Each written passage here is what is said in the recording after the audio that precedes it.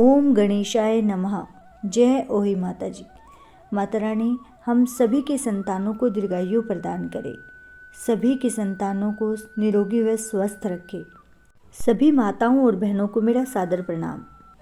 आज की इस वीडियो में हम ओही अष्टमी व्रत की विधि, चंद्रोदय का समय, तारा उगने का समय, पूजा का शुभ मुहूर्त तथा ओही अष्टमी व्रत की कथा का श्रवण करेंगे। वीडियो को शुरू करने से पहले आप सभी से अनुरोध है कि यदि आपको ये वीडियो पसंद आए तो प्लीज़ इसे लाइक करें, शेयर करें और अपने इस चैनल को सब्सक्राइब करें।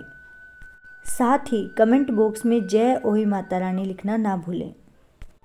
पंचांग के अनुसार कार्तिक मास के कृष्ण पक्ष की अष्टमी तिथि 17 अक्टूबर 2022 को सुबह 9:29 पर शुरू हो रही है।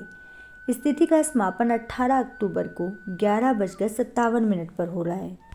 ओही अष्टमी पूजा का शुभ मुहूर्त शाम 5:50 से लेकर 7:05 तक है। तारों को देखने का समय 17 अक्टूबर को शाम 6:13 पर है। 17 अक्टूबर को चंद्रोदय का समय रात 11:24 पर है। व्रत का पारण समय शाम 6:36 पर है। वहीं अगर आप चंद्रमा को देखकर पारण करना चाहती हैं तो रात 11:24 के बाद ही आप पारण कर सकती हैं।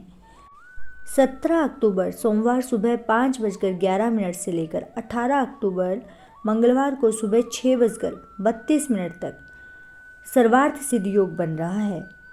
अब बात करते हैं ओही अष्टमी व्रत की पूजा विधि की। ओही अष्टमी के दिन सुबह उठकर सभी कामों से निर्वित होकर स्नान कर लें। इसके बाद व्रत का संकल्प लें और निर्जला व्रत का पालन करें। इसके बाद उत्तर पूर्व दिशा में एक चौकी की स्थापना करें। चौकी में लाल या पीले रंग का वस्त्र बिछाएं। इसके बाद ओही माता की तस्वीर स्थापित करें। अब चौकी में तस्वीर के पास में गेहूं का एक ढेर बनाएं और उसमें एक कलश स्थापित करें।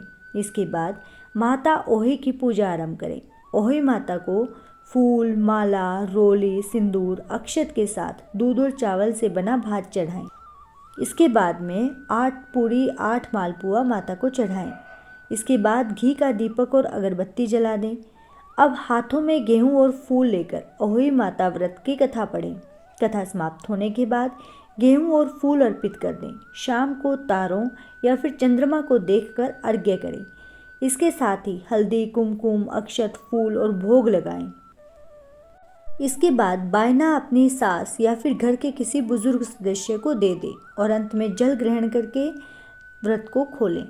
ओही अष्टमी के दिन महिलाएं अपनी संतान की लंबी आयु के लिए व्रत करती हैं। धार्मिक मान्यता है कि यह व्रत रखने से संतान के कष्ट समाप्त होते हैं और उनके जीवन में सुख, समृद्धि व तरक्की आती है।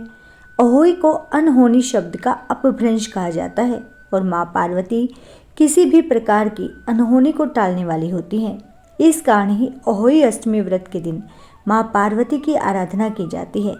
सभी माताएं इस दिन अपनी संतानों की लंबी आयु और किसी भी अनहोनी से रक्षा करने की कामना के साथ माता पार्वती और सेई माता की पूजा करती हैं। ओही अष्टमी व्रत की कथा कुछ इस प्रकार है। प्राचीन काल में एक नगर में एक साहूकार रहता था। उसके 7 लड़के थे।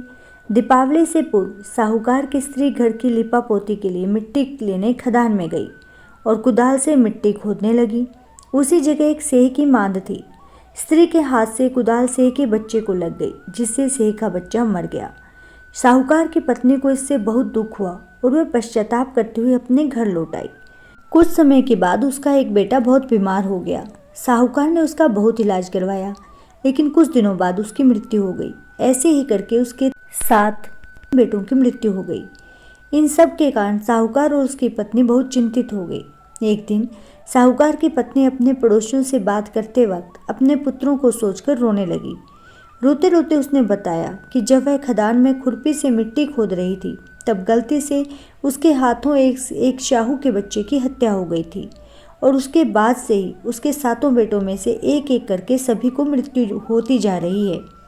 यह बात सुनकर पड़ोस की औरतों ने साहूकार की पत्नी को कहा कि तुमने जो पश्चाताप किया है उससे तुम्हारा आधा पाप खत्म हो गया है। अब तुम अष्टमी को भगवती माता की शरण में शाहू के बच्चे का चित्र बनाकर व्रत और पूजा करो और उनसे क्षमा मांगो। इसके बाद सब ठीक हो जाएगा। फिर साहूकार की पत्नी ने यह बात मानकर कार्तिक मास के कृष्ण पक्ष की अष्टमी का व्रत और पूजन किया। उसके बाद ओही माता उससे प्रसन्न हुई और उसके पुत्रों को फिर से जीवन दान दे दिया। ओही माता की जय। हे ओही माता, जैसे साहूकार की पत्नी के साथ पहले किया वैसा किसी के साथ ना करना, और जैसे उसकी संतान को जीवन दान दिया ऐसे सबकी संतानों को देना। ऐसे सभी के संतानों को दीर्घायु प्रदान करना माँ। ये कहानी कहने वाले, सुनने वाले तथा हुंकारा भरने वाले सभी के संतानों पर अपना आशीर्वाद बनाना, सभी को निरोगी और स्वस्थ रखना तथा सभी को दीर्घायु प्रदान करना। जय ओही माता।